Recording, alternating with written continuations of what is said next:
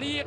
النسور اللي تبحث الآن عن كرة عرضية عالية خطيرة، والهدف الأول، الهدف الأول. نعم، حلقت بدري.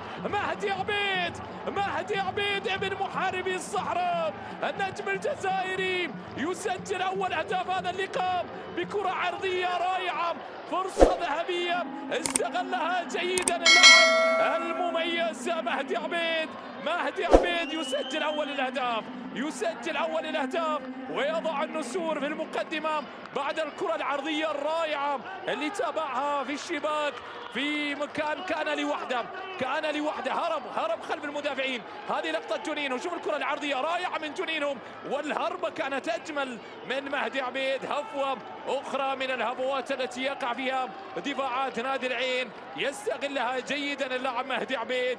ترك وحيدا، وضع الكرة في الشباك، 1-0. التقدم يأتي لمصلحة نادي خورفكان. النسور نعم تحلق بدري في ملعب ليبعد الكرة الماضية إلى ركلة زاوية عيناوية. منقولة عرضية عالية من بندر، الراسية حاضرة والتعادل. عاد الزعيم نعم في شوط المباراة الثاني.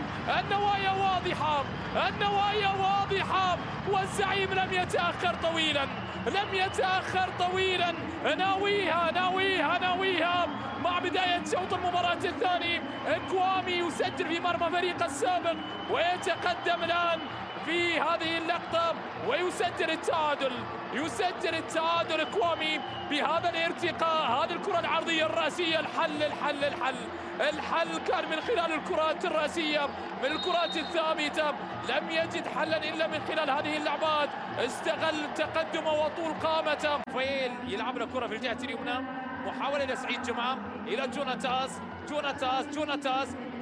نقلة عرضية، جوناتاس بالراس ولابا لكل مشكلة لها لابا. هذا السم القاتل لابا. العيناوي سعيد دام لابا موجود. التقدم أصبح الآن للعين. الزعيم يعود مرة أخرى، الزعيم يقلب الطاولة ولابا يسجل 10 أهدافا. يشير إلى شعار الزعيم، وللزعيم هيبته بالرغم من كل شيء تبقى للزعيم هيبته. يعود مرة أخرى ويقلب الطاولة على نادي خورفكان، على النسور براسية من لابا. نعم، الحل كان بالكرات الثابتة، الحل بالكرات الراسية، الحل بالكرات الهوائية. استغلها لابا. عندك هذا